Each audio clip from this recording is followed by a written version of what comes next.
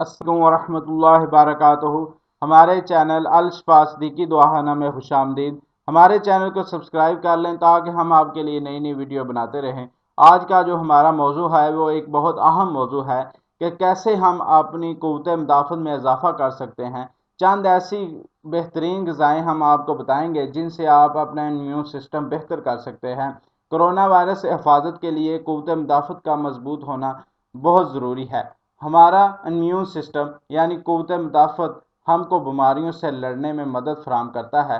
ہمارا immune system کا بنیادی کام انفیکشن، ڈائجسٹک سسٹم، سلو گرو اور ڈیولپمنٹ کو کنٹرول کرنا ہے، اس لیے اس کا مضبوط ہونا بہت ضروری ہے۔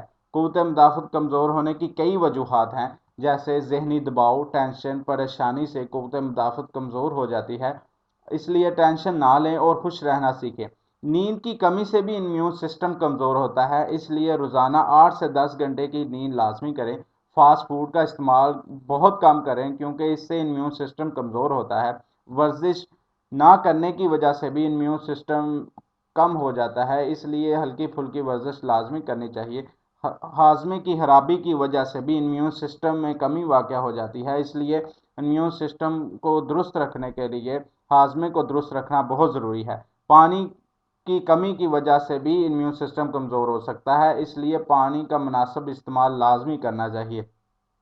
اب ہم آپ کو بتاتے ہیں کہ کن غذاؤں کے استعمال سے قوت مدافعت یعنی امیون سسٹم کو بڑھا سکتے ہیں۔ سب سے پہلے نمبر پر ہے لہسن۔ لہسن بہت اچھا قدرتی امیون بوسٹر ہے۔ لہسن کھانے کی عادت آپ کو قوت مدافعت بڑھانے میں مدد دیتی ہے۔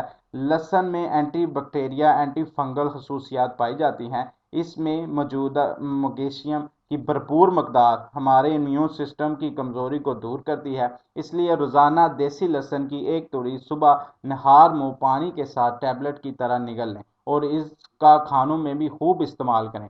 دوسرے نمبر پر ہے ادرک۔ ادرک کو کھانوں میں اکثر استعمال کیا جاتا ہے۔ ادرک ایک اچھا امیون بوسٹر کے طور پر کام آتا ہے۔ ادرک خون کی نالیوں میں ہونے والے جماؤ اور بلڈ پریشر کو بہتر بنانے کے لیے فائدہ مند ہے۔ ایک گلاس پانی میں 2 سے 3 ٹکڑے ادرک ڈال کر 5 منٹ بوائل کریں اور 1 چمچ شہد ڈال کر استعمال کریں، آپ کی قوت مدافعت کو بڑھانے میں مددگار ثابت ہوگا۔ تیسرا ہے ہلدی۔ ہلدی میں antifungal, antioxidant properties پائی جاتی ہیں۔ اس میں کئی ایسی خوبیاں پائی جاتی ہیں جس کی وجہ سے ہلدی کھانسی، نزلہ، زکام اور کئی بیماریوں سے بچا سکتی ہے۔ روزانہ ہلدی کا استعمال امیون سسٹم کو مضبوط کر دیتا ہے۔ ہلدی کو دودھ یا پانی میں ملا کر استعمال کیا جاتا ہے۔ اس کے علاوہ ہلدی کو کیپسول بھر کر صبح شام بھی استعمال کیا جا سکتا ہے۔ چوتھا ہے دہی۔ دہی میں ہمارے امیون سسٹم کو فراہم کرنے والے بیکٹیریا کی بہت اچھی مقدار پائی جاتی ہے۔ جسم میں سیل کی خراب کرنے والے وائرس کو ختم کرتا ہے۔ دہی کھانے سے آنتریوں کی بیماریوں سے محفوظ رہ سکتے ہیں۔ ہاضمے کی خرابی، انفیکشن، ڈائریا سے بھی بچا جا سکتا ہے، اس لیے روزانہ صبح ناشتے میں 1 کپ دہی کا لازمی استعمال کریں۔